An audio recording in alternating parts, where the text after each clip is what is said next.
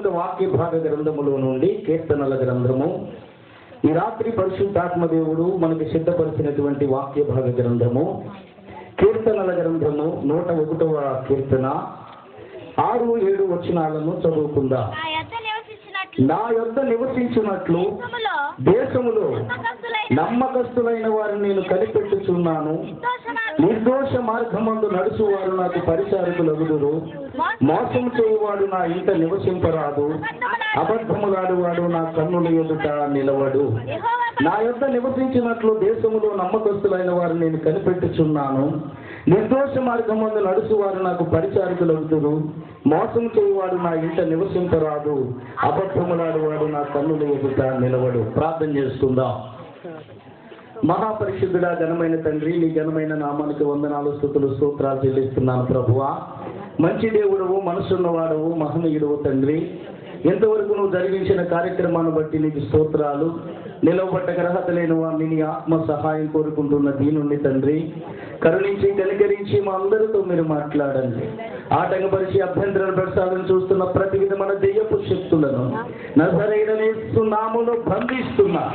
నీ అగ్నిని మా చుట్టూ ప్రాకారంగా పెట్టి మహిమ ఘనత ప్రభావాలు మీరు మాత్రమే పొందమని నజరేయుడైన యేసయ్య నామములో అడుగుతూ మమ్మల్ని అందరినీ నీ దయగల హస్తాలకు అప్పగిస్తున్నాను పరమ తండ్రి. ఆమేన్. దేవునికి స్తోత్రం. హల్లెలూయా. ప్రభునందు ప్రియమైన వారులారా, ఈ సభకు హాజరైనటువంటి మీ అందరికీ మరొకసారి ప్రభు పేరిట నేను వందనాలు తెలియజేస్తున్నాను. చదవబడినటువంటి వాక్య భాగ గ్రంథములోంచి ఈ రాత్రి కొన్ని మాటలు పరిశుద్ధాత్మ దేవుడు మనతో మాట్లాడుతూ ఉండగా శ్రద్ధ కలిగి ఈ మాటలను ఆలకించి దీవెనలు మనం పొందాలని ప్రభు పేరిట మీకు మనవి చేస్తున్నాను. చాలా మంది భక్తి ఎందుకు చేస్తున్నారని అడిగితే వాళ్ళు చెప్పేటువంటి మాటలు ఏంటో తెలుసా? పరలోక రాజ్యం వెళ్ళాలని, పరాత్పరుడైన దేవుణ్ణి చూడాలని, ఆ స్వర్గలోకంలో దేవుని పాదాల దగ్గర కాపురం ఉండాలని, దేవునితో నివాసం ఉండాలని చెప్పి భక్తి చేస్తున్నాం అంటారు. ఆయా రూపాలలో ఏ భక్తి చేసినా ఎందుకు చేస్తున్నారయ్యా మీరంటే వాళ్ళు చెప్పేటువంటి మాట ఒకటే, దేవుని సన్నిధికి మేము చేరాలి, దేవుడు మా మొర్ర ఆలకించాలి, దేవుడు మాకు అక్కడ స్థానాన్ని ఇవ్వాలి, అందుకే మేము భక్తి చేస్తున్నామని చెప్పి అందరూ పలుకుతూ ఉంటారు. అయితే పరాత్పరుడైనటువంటి దేవుని సన్నిధికి ఎవరు చేరుతారు అని మనం ఆలోచిస్తే నమ్మకమైనటువంటి వారు మాత్రమే ఆయన సన్నిధానంలో చోటు ఉంటుందని వాక్య గ్రంథం మనకి సాక్ష్యం ఇస్తూ ఉంది. ఏ దేవుడైతే ఆకాశాన్ని చేశాడో, ఏ దేవుడైతే భూమిని చేశాడో, ఏ దేవుడైతే సూర్యచంద్ర నక్షత్రాలను చేశాడో, ఏ దేవుడైతే ప్రకృతినందరినీ కలగజేశాడో, ఏ దేవుడైతే ఈ పంచభూతాల్ని కలగజేశాడో, ఏ దేవుడైతే గాలిలో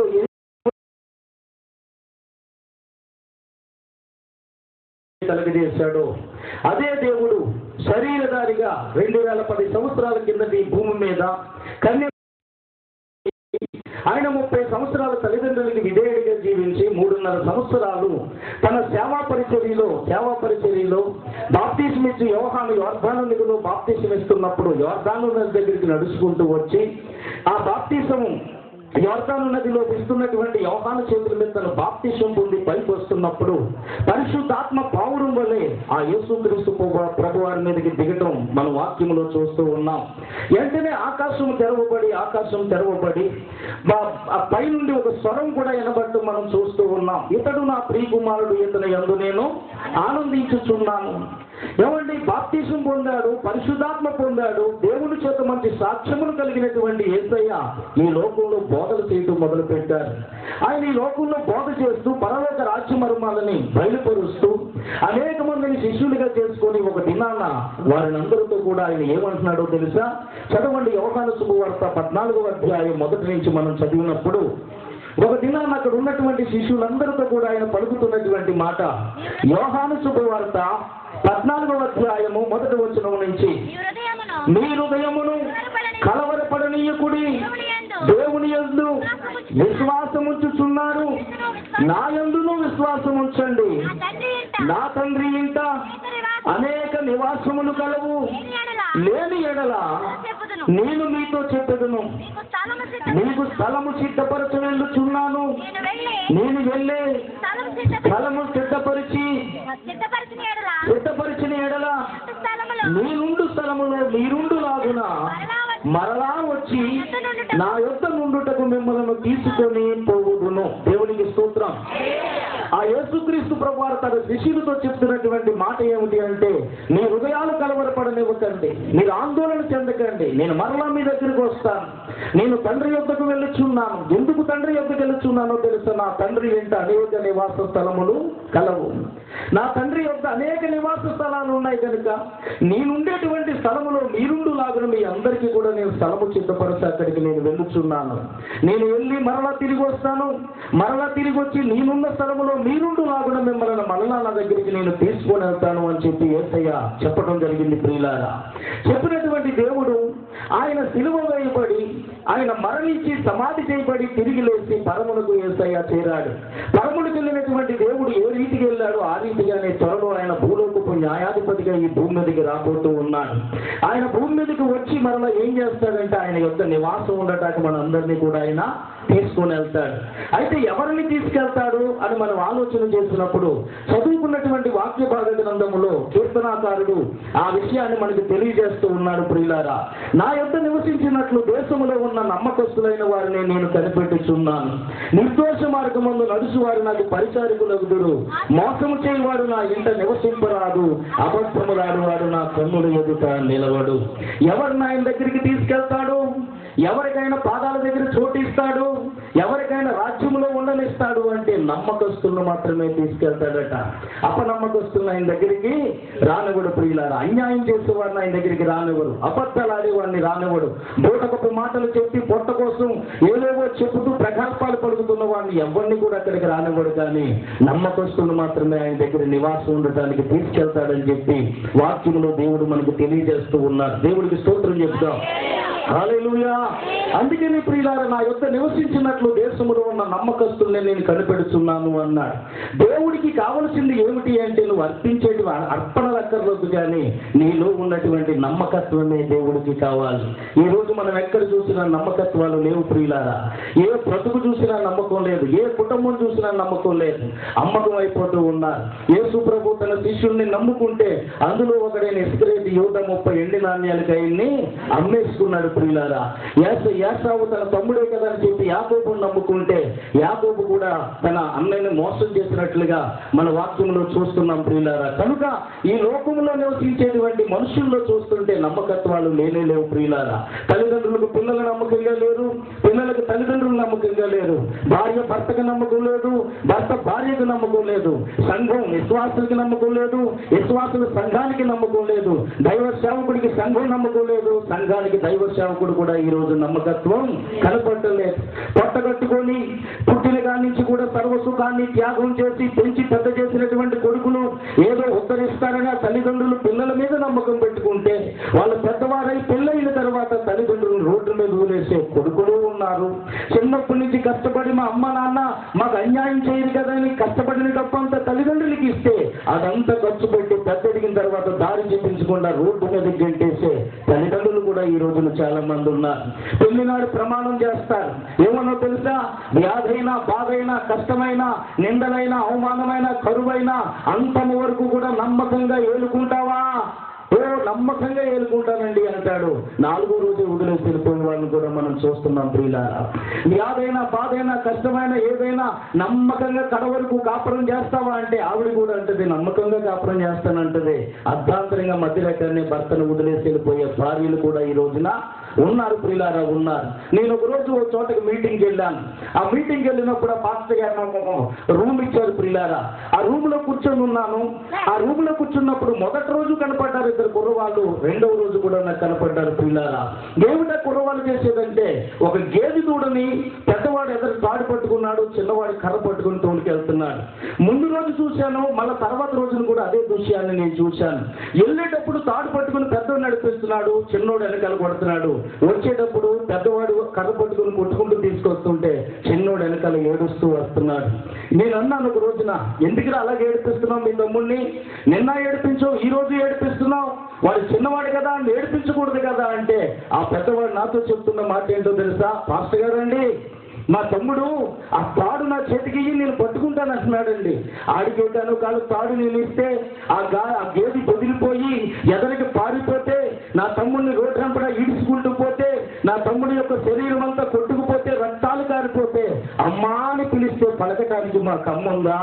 నాన్న అని పిలిస్తే మమ్మల్ని ఎత్తుకొని ముద్దాడటానికి మాకు నాన్న ఉన్నాడా అని చెప్పేసి ఆ పెద్దవాడు అన్నప్పుడు నా గుండెలు బద్దలైపోయినాయి ప్రియులారా. ఏం జరిగిందని అక్కడ ఉన్న పాస్టర్ గారిని అడిగితే ఆయన నాతో చెప్పిన మాటలు ఏంటో తెలుసా? వీళ్ళమ్మ చాలా మంచి విశ్వాసం అండి, చాలా భక్తి చేసేది, గంటల తరబడి ప్రార్థనలు చేసేది, గంటల తరబడి పాటలు పాడేది, ప్రవచనాలు చెప్పేది, వాక్యాన్ని చదివేది, అనేక మందికి సువార్త ప్రకటించేది. అయితే ఒక తన కామ కోరికల కోసం భర్తను విడిచిపెట్టి రాత్రే పిల్లలని భర్తని కూడా విడిచిపెట్టి పరపురుషుడితో వెళ్ళిపోయింది. ఆమె ఇలా వెళ్ళిపోగానే ఈ రెండో పెళ్లి చేసుకున్నాడు. ఆ పిల్లలిద్దరూ కూడా అనాథులై రోడ్డు మీద మిగిలిపోయారండి అని చెప్పింది. వాళ్ళ అమ్మమ్మ ఆ తాతయ్య కలిపి కష్టపడి రెక్కలు ముక్కలు చేసుకుని ఆ పిల్లల్ని పెంచుతున్నారండి అని చెప్పింది. పిల్లలు ఒకప్పుడు ఆమె చాలా నమ్మకంగా ఉండేది, ఒకప్పుడు చాలా పాటలు పాడేది, ఒకప్పుడు చాలా వాక్యం చదివేది, చాలా మందికి వాక్యం ప్రకటించేది. కానీ తమ కామ కోరికల కోసం, శరీర సౌఖ్యం కోసం భర్తను విడిచిపెట్టి నమ్మకంగా ఉంటానని, కాపురం చేస్తానని ప్రమాణం చేసినటువంటి తన భార్య భర్తను విడిచిపెట్టి పరపురుషుడితో వెళ్ళిపోయింది. ఎక్కడుందండి నమ్మకత్వం? ఎక్కడ నమ్మకత్వం అనేది ఏ ఒక్కరిలో కూడా మనకు కనపడతలేదు ఈ భూమి మీద. ఎవరి కాలు తన సుఖాలను చూసుకొని కడుపును పుట్టిన పిల్లలు అనాథులు అయిపోతారు, రోడ్డు మీద దొంగలే అయిపోతారు, లేదా అడుక్కునే వాళ్ళలా మారిపోతారు అని చెప్పి ఒక్క నిమిషం ఆలోచించే వాళ్ళు కూడా కనపడలేదు. కానీ వాళ్ళ ఆనందం కోసం, వాళ్ళ కోరికల కోసం చూసుకుంటున్నారే తప్ప నమ్మకత్వాన్ని కోల్పోతూ ఉన్నారు.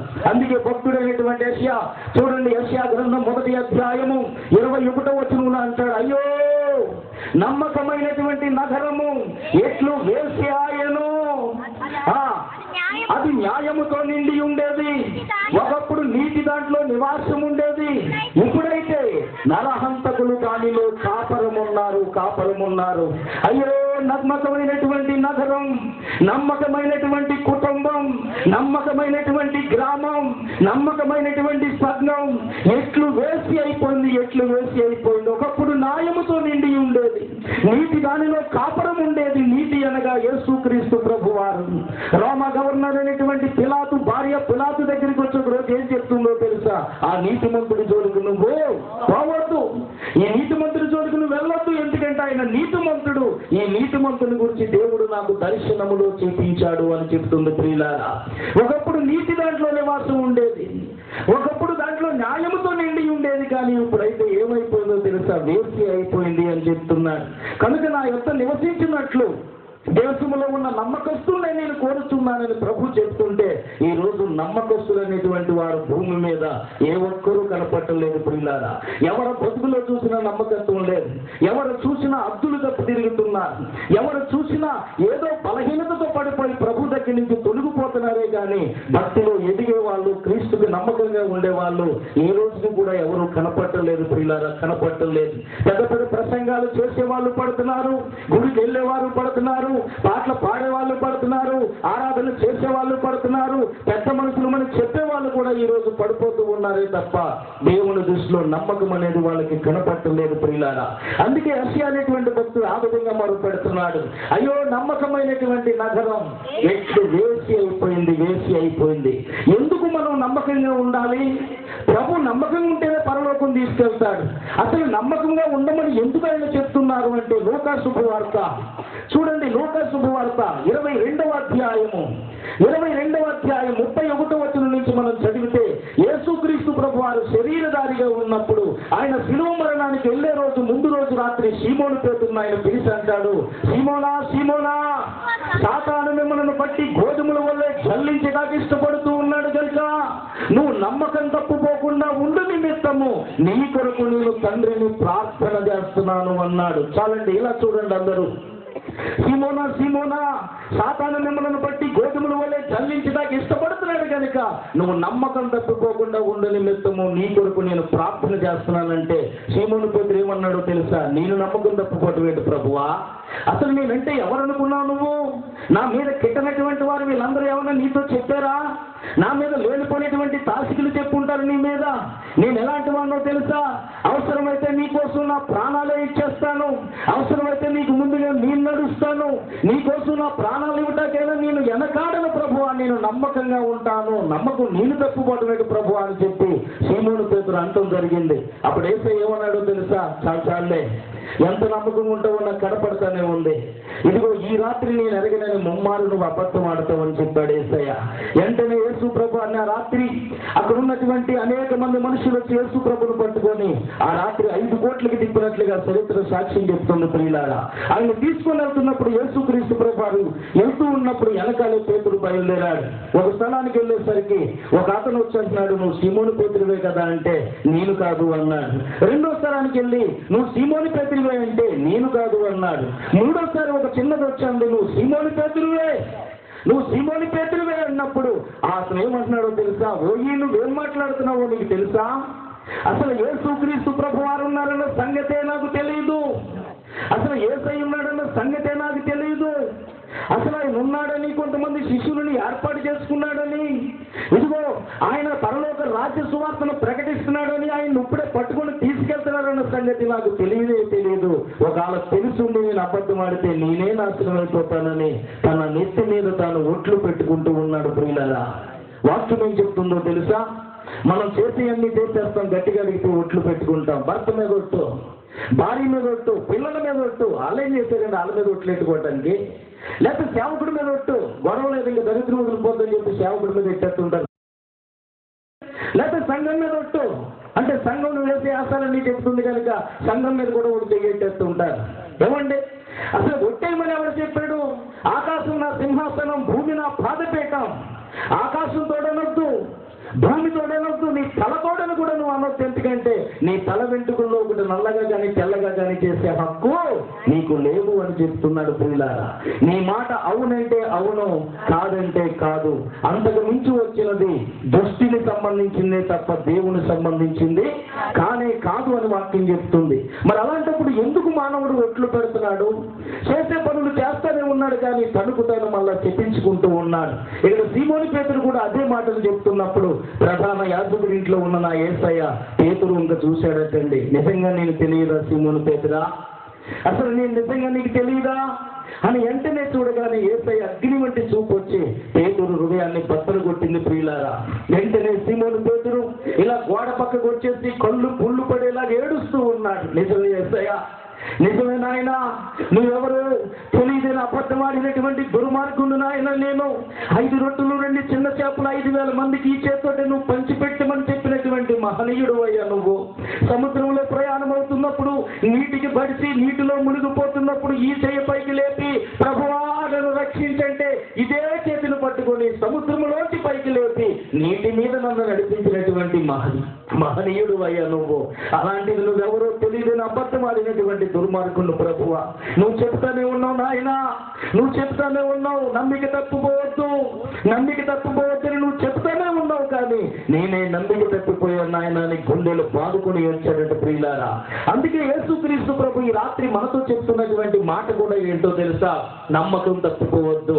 మీ విరోధైన అపవాది ఎవరిని మింగిదునాని గద్దించి సింహం వలె ఎతుకులాడుచూ తిరుగుచూ ఉన్నాడు. మీ విరోధైనటువంటి అపవాది గోధుమల వలె మిమ్మల్ని జల్లించడానికి ఇష్టపడుతూ ఉన్నాడు కనుక నువ్వు నమ్మకము తప్పిపోవద్దని చెప్పి యేసయ్య మనకి కూడా చెప్తూ ఉన్నాడు. ప్రియులారా, నువ్వు నమ్మకం తప్పిపోవటానికి వీలు లేదు. 2 కొరింథీ పత్రిక 2వ అధ్యాయం 11వ వచనంలో అంటాడు, సాతాను తంత్రాలను మనం ఎరగని వాళ్ళము కాదు. సాతాను తంత్రాలను మనం ఎరగని వాళ్ళం కాదు. వాడు ఎలాగైనా మోసం చేస్తాడు, వాడు ఎలాగైనా మనల్ని ప్రభు నుంచి తొలగించేస్తాడు. ఆది నుంచి కూడా వాడు మోసగాడు. ఆది నుంచి కూడా ఉన్నవారిని దేవుడు భక్తిలోకి దిగజార్చేస్తూ ఉన్నాడు. ఏదో రకంగా మొత్తం మీద దేవుడి ప్రణాళికని పాడు చేయాలని వాడు కీడు కల్పించ చూస్తున్నాడు అని చెప్పి వాక్యము చెబుతూ ఉంది. వాడు ఎంత శక్తి గలవాడో తెలుసా అపవాది? సాధ్యమైతే ఏర్పాటైన వారితో సహితము కూడా వాడు మోసం చేయడానికి శక్తి గలవాడటండి. కనుక ప్రియులారా, నువ్వు నమ్మకం తప్పిపోవద్దు అని చెప్పి ఇక్కడ యేసయ్య మనకు చెబుతూ ఉన్నాడు. ప్రియులారా, వాడు ఎలా మోసం చేస్తాడంటే తంత్రాలు మారివాడు. వాడి దగ్గర ఏమున్నాయంటే తంత్రాలు ఉన్నాయి. ఆ తంత్రాలతో మానవులందరినీ కూడా చేతిక్కించుకుంటున్నాడట. హబక్కు గ్రంథము 1వ అధ్యాయము చూడండి. హబక్కు గ్రంథము 1వ అధ్యాయము 15వ వచనం నుంచి చదువుదాం. వాడు గాలము వేసి మానవులందరినీ గుచ్చిలాగి ఉన్నాడు, ఉరులు వక్కి సిక్కించుకొనుచున్నాడు. వాడు తన వలతో వారిని కూర్చుకొని సంతోషపడి గంతులు వేయిచున్నాడు. కావున వలల వలన మంచి భాగమును పుష్టినిచ్చి భోజనమును తనకు కలుగుచున్నవని వాడు తన వలకు బలులను అర్పించుచున్నాడు, తన ఉరులకు ధూపం వేయుచున్నాడు. వాడు ఎల్లప్పుడూ తన వలలో నుండి దిమ్మరించవలెనా, ఎప్పటికీ మానకుండా వాడు జనములను హతము చేయుచుండవలెనా. జాగ్రత్తగా ఈ రాత్రి దేవుని యొక్క వాక్యాన్ని మనం పరిశీలన చేస్తే, ఆ తంత్రాలు మారివాడైనటువంటి సైతానుడు, ఆ అపవాది, ఆ క్రీస్తు విరోధి, వాడు చేసేటువంటిది ఏమిటో తెలుసా? మానవులందరినీ కూడా గ్యాలములు వేసులాగుతున్నాడట. ప్రియులారా, గ్యాలాలు వేసులాగుతున్నాడట. గ్యాలాలు ఎవరికి వేస్తారు? చేపలు వేస్తారు. ఎక్కడ వేస్తారు? చెరువులో అయినవ్వండి, కాలువలో అయినవ్వండి, సముద్రంలో అయినవ్వండి, గోదావరిలో అయినవ్వండి, మొత్తం మీద చేపలకు మాత్రమే వేస్తాడు గ్యాలాలు. గ్యాలాలు వేసి వాడందరినీ కూడా గుచ్చిలాగుతున్నాడట. ఆ చేపలు పైకొచ్చి పడినప్పుడు వాడు పక నవ్వుకొని నాకు ఆహారము దొరికిందని చెప్పి చేపలను తుక్కు పెట్టి వాడు గుచ్చి పైకి లాగి పక నవ్వుతున్నాడట. ప్రియులారా, నవ్వుతున్నాడట. చూడండి, మాకు ఏడుపల్లి గ్రామంలో మా ఇటుకు బట్టికి నిబ్బరంగా ఒక కాలువ ఉండేది, పెద్ద కాలువ. ఆ కాలువ అవతల చిన్న ఊట కాలువ కూడా ఉండేది ఎల్లెళ్ళే దారిలో. అయితే పొద్దున లేచిన కానించి సాయంత్రం వరకు కూడా ఊట కాలువలో ఒక 20 మంది రామచంద్రపురం ఒంతిరిగడ మొదలుకొని ఎల్లలాగుదాకా కూడా గేలాలు వేసేవారు. దాదాపు 20 సంవత్సరాల కిందట మాట. వారు గేలాలు వేస్తున్నప్పుడు నేను చదువుకునేటప్పుడు గబగబా 4 గంటలకు పుస్తకాలు తెచ్చి ఇంటికాడ పాడేసి, అమ్మా నేను కాలువ అవతలకి వెళ్తాను, పాలేరు ఒక్కడే ఉన్నాడు కాబట్టి నేను కూడా సాయం చేస్తున్నాడు అని చెప్పి మొత్తం మీద అమ్మని మా అమ్మని కలిసి మప్పి పెట్టేసి కాలు ఎదుకుంటూ అవతలకి వెళ్ళిపోయేవాడిని.